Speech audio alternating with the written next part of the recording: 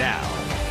Today marks 50 years since a deadly shooting at Ebenezer Baptist Church in Atlanta's Sweet Auburn neighborhood. Thank you for joining us tonight. I'm Tori Cooper. And I'm Carly Barnett. Among those who died in the tragedy, Dr. Martin Luther King Jr.'s own mother, Alberta Williams King. Atlanta News First reporter Brittany Ford live in Sweet Auburn, where a memorial service was held. Brittany, this remains one of the most horrific events in the church's history. Well, Carly, yeah, and I can tell you it was an emotional but also very powerful service. Of course, remembering the tragedy that happened here 50 years ago today, but also celebrating the church's rich history and continued legacy. Please join me as we thank all of the survivors from June 30th, 1974.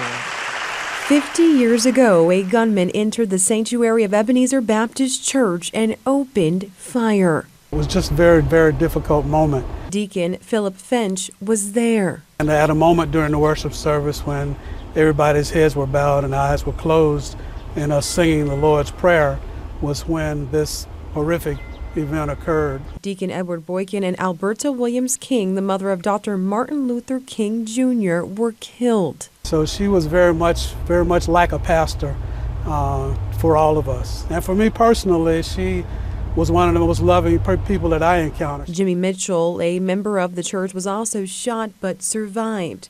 Sunday, a panel of survivors, including members of the King family, reflected on that day. He was up on that pew, and his first movement was down toward Mrs. King, and he fired. Highlighting how Reverend Martin Luther King Sr. continued to deliver sermons focused on faith, forgiveness, and love. He would also say, thank God for what you have left. Something that has kept the church standing 50 years later, persevering through the darkest of times. Even in the midst of all of that, we've been fortunate to have, leaders in our church who have been out front with us in terms of making sure that we had our faith above our fears, and so we embrace that.